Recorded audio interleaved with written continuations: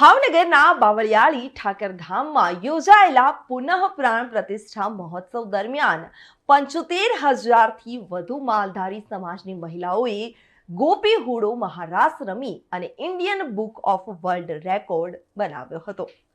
આ કાર્યક્રમમાં ગુજરાતના મુખ્યમંત્રી પણ ઉપસ્થિત રહ્યા હતા. આ ઘટના ગુજરાતી સંસ્કૃતિ અને મહિલા સશક્તિકરણનું ઉત્તમ ઉદાહરણ છે.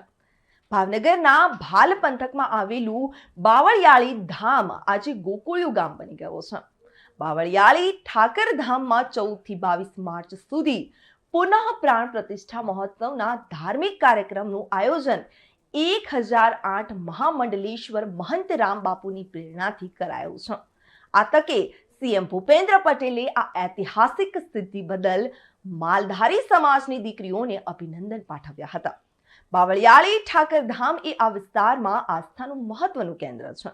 આ કાર્યક્રમમાં માલધારી સમાજની બહેનોએ પરંપરાગત વેશભૂષામાં સજ્જ થઈ અને ગોપી હુડો મહારાસની રમઝટ બોલાવી હતી.